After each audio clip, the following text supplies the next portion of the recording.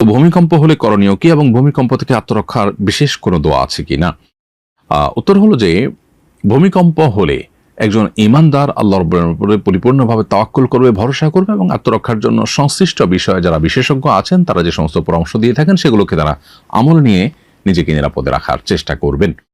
সেই সাথে ভূমিকম্পের সময় কিংবা আগে থেকে সুস্থ স্বাভাবিক সময় থেকেই আল্লাহ রাব্বুল আলামিনের কাছে একটা দোয়া আমরা নিবেদন করতে পারি, যেই দোয়ার মাধ্যমে আল্লাহ সুবহানাহু ওয়া তাআলার কাছে ভূমিকম্পের মাধ্যমে ধ্বংস, মৃত্যু বা ক্ষয়ক্ষতি থেকে আমরা বেঁচে থাকতে পারি, আত্মরক্ষা করতে পারি। দোয়াটি নবী সাল্লাল্লাহু আলাইহি ওয়াসাল্লাম পাঠ করতেন, সেটি হলো আল্লাহুম্মা ইন্নী আউযু বিকা মিনাত তারাদ্দি ওয়াল হাদাম ওয়াল গারাকি ওয়াল হারাক।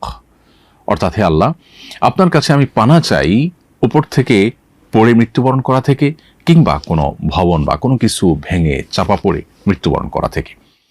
এখানে পরিষ্কারভাবে যে দোয়া করা হয়েছে তার মাধ্যমে ভূমিকম্পের মৃত্যু বা ভূমিকম্পে ক্ষতিগ্রস্ত হয়ে মৃত্যুবরণ করা থেকে বাঁচার সুস্পষ্ট দোয়া আল্লাহর কাছে রয়েছে। অতএব এটিকে আমরা নিবেদন করতে পারি এবং স্বাভাবিক অবস্থাতে এটি আমরা বারবার করে আল্লাহ তাআলার কাছে পড়তে থাকতে পারি। পরিবারের সব সদস্যদেরকে আমরা শিখিয়ে দিতে পারি, আল্লাহুম্মা ইন্নী আউযু বিকা মিনাত তারাদ্দি ওয়াল হাদাম ওয়াল গারাকি ওয়াল হারাক।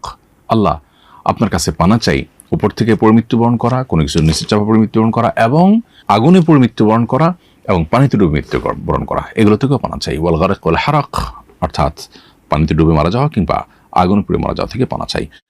ওয়া আউযু বিকা আন ইয়াতাখাব্বাতানি আশ-শায়তান ইনদাল মাউত। আর মৃত্যুর সময় শয়তান আমাকে প্ররোচিত করে, প্রতারিত করে, ওয়াসওয়াসা দিয়ে, কুমন্ত্রণা দিয়ে বিভ্রান্ত করে বেঈমান করা থেকে আপনার কাছে পানা চাই। ওয়া আউযু বিকা আন আমুতা ফি সাবিলিকা মুদবিরা আও আমুতা লাদিগা। এবং আপনার রাহে কখনো জেহাদে গেলে আমি যেন পেছনে ফিরে না আসতে হয়, বরং আমি যেন জেহাদের সামনের দিকেই অগ্রসর হতে পারি, এবং আমি যেন কখনো সাপের দংশনে মৃত্যুবরণ না করি।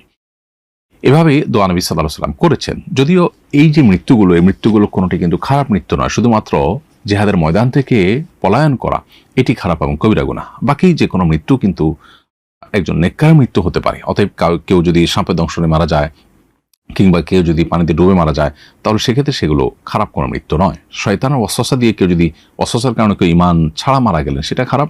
আবার সেই সাথে কেউ যদি আল্লাহর রাহে জেহাদ থেকে পলায়ন করেন, সেটা খারাপ। এর বাইরে বাকিগুলো কিন্তু স্বাভাবিক। তারপরেও আমরা সুস্থ স্বাভাবিক সময় আল্লাহর কাছে তওবা করে ভালোভাবে মৃত্যুবরণ করতে চাইব। কোনো ভবনের নিচে চাপা পড়ে, কোনো কঠিন পরিস্থিতিতে পড়ে ধুকে ধুকে মারা যাওয়া, এটা নিশ্চয়ই কারোর কাঙ্ক্ষিত বিষয় হতে পারে না। অতএব আমরা আল্লাহ তাআলার কাছে দোয়া করব। এরপর যদি আল্লাহ না করুন কাউকে আল্লাহ তাআলা ধরনের পরিস্থিতিতে ফেলেন, তাহলে তিনি সবর করবেন এবং প্রত্যেকটা কষ্টের বিনিময় আল্লাহ তাআলা বান্দাকে দিয়ে থাকেন। অতএব সবর করতে পারলে তিনিও বিনিময় লাভ করবেন। আমি আবারও দোয়াটি বলছি, আল্লাহুম্মা ইন্নী আউযু বিকা মিনাত তারাদ্দি ওয়াল হাদাম ওয়াল গারাকি ওয়াল হারাক ওয়া আউযু বিকা আন ইয়াতাখাব্বাতানি আশ-শায়তানু ইনদাল মাউত ওয়া আউযু বিকা আন আমুতা ফি সাবিলিকা মুদবিরা আও আমুতা লাদিগা। দোয়াটি অত্যন্ত অর্থবহ। আল্লাহর রাহে থেকে আমরা পিছপা হয়ে পলায়ন করতে গিয়ে মারা যাওয়া এবং শয়তানের ওয়াসওয়াসা এটা নিয়ে মারা যাওয়া অত্যন্ত খারাপ এবং গর্হিত। আল্লাহ আমাদের সব ধরনের এই মৃত্যুগুলো থেকে হেফাজত করুন এবং স্বাভাবিক ঈমানের সাথে নেককারদের মৃত্যু আল্লাহ তাআলা আমাদের সবাইকে নসিব করুন। ভূমিকম্পের সময় বাড়ি ভেঙে যদি কোনো মানুষ মারা যায়, তাহলে বাড়ির মালিক ক্ষতিপূরণ দিতে বাধ্য হবে কিনা? উত্তর হলো যে প্রথমত দেখতে হবে যে ভূমিকম্পে যে বাড়ি ক্ষতিগ্রস্ত হয়েছে সেখানে বাড়ি নির্মাণে কোনো ভায়োলেশন হয়েছে কিনা, সেখানে বড় ধরনের ত্রুটি ছিল কিনা। যদি এমন হয় যে যিনি বাড়ি তৈরি করেছেন, বাড়ি মালিক, তিনি ত্রুটিপূর্ণ বাড়ি তৈরি করেছেন, নকশার বরখেলাফ করেছেন, প্রচলিত নিয়মের ব্যত্যয় ঘটিয়েছেন, নিজের মন মতো করেছেন এবং তার এই কর্মকাণ্ডের মধ্য দিয়ে মানুষের জীবনকে হুমকির মধ্যে তিনি ফেলেছেন। ভূমিকম্প এত আহামরি কোনো ভয়াবহ মাত্রার ছিল না, কিন্তু তার ত্রুটির কারণে মানুষ মারা গেছে, তাহলে সেক্ষেত্রে তার দায়ভার তাকে নিতে বাধ্য করা হবে এবং সেটা শরিয়া আদালত থাকলে সেটা ক্ষয়ক্ষতি এবং সার্বিক অবস্থা বিবেচনা করে ফয়সালা দিবেন এবং তাকে ক্ষয়ক্ষতি নিতে বাধ্য করা হবে। আর যদি তিনি যথাযথ নিয়ম মেনেই বাড়ি করে থাকেন, তাহলে সেক্ষেত্রে এটা প্রাকৃতিক দুর্যোগ হিসাবে ধরা হবে এবং সেক্ষেত্রে তার উপরে কোনো ক্ষয়ক্ষতির দায়ভার বহন করতে তাকে বাধ্য করা হবে না। এবং সেই সাথে যে বা যারা এই ভাঙা বাড়ির নিচে চাপা পড়ে মারা গেলেন, তাদেরকে শহীদ হিসাবে গণ্য করা হবে। তারা আল্লাহ তাআলার কাছে শাহাদাতের মর্যাদা লাভ করবেন যদি তারা ঈমানদার হিসাবে মৃত্যুবরণ করে থাকেন। একজন সোশ্যাল মিডিয়ায় লিখেছে, ভূমিকম্প হলে পুরুষরা দৌড় দেয় আর নারীরা নিজের ওড়না খোঁজে।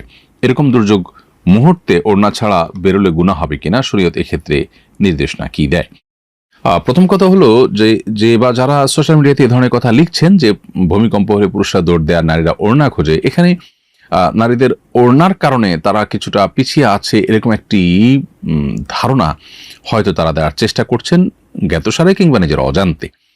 আমি বিনয়ের সাথে তাদেরকে প্রশ্ন রাখতে চাই, কোন পুরুষ যদি ভূমিকম্প যে মুহূর্তে আঁচ করেছেন, টের পেয়েছেন, ওই সময় তিনি যদি হাফ প্যান্ট পরা থাকেন কিংবা শুধুমাত্র আন্ডারওয়্যার পরা থাকেন, তিনি কি লুঙ্গি বা প্যান্ট কিছু একটা পরে তারপর দৌড় দিতে চাইবেন না? সেক্ষেত্রে তার এই যে একটা লুঙ্গি বা প্যান্ট কিছু একটা পরে অন্তত তাকে দৌড় দিতে হচ্ছে, এটাকে তিনি কি আসামের কাঠগড়া দাঁড় করাবেন? এটা খুবই কমন একটি ব্যাপার। আল্লাহ রাব্বুল আলামিন নারী এবং পুরুষকে সৃষ্টি করেছেন, প্রত্যেকের শরীরের কাঠামো আলাদা আলাদা বৈশিষ্ট্য দিয়ে সৃষ্টি করেছেন। অতএব একজন নারী তিনি তার লাজুকতা থেকে, তিনি তার সম্ভ্রম রক্ষার খাতিরে তিনি ওড়না খুঁজে তারপরে তিনি আত্মরক্ষার চেষ্টা করবেন, সেটা খুবই স্বাভাবিক।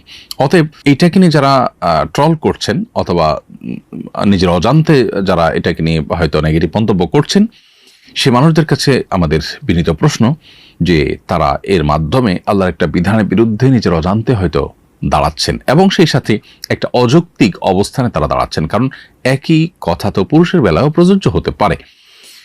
আর পাশাপাশি আরেকটি গুরুত্বপূর্ণ বিষয় হলো ভূমিকম্প হলে বিশেষজ্ঞরা বলছেন দৌড় দেয়া নয়। অতএব ভূমিকম্প হলে দৌড় দিয়ে পলানোর চেষ্টা করা এটা বেশিরভাগ ক্ষেত্রেই বিপদের কারণ হয়ে থাকে। অতএব এই অযৌক্তিক একটি কাজের ক্ষেত্রে আবার ওড়নাকে দোষারোপ করা অথবা নারীকে নিয়ে ট্রল করা, মেয়েদের সীমাবদ্ধতার বিষয়কে নিয়ে হাসাহাসির পাত্রে পরিণত করা, এটা মোটেই উচিত কোনো কাজ নয়। এটা দায়িত্বশীল মানুষের মন্তব্যের মধ্যে পড়ে বলে আমি মনে করি না।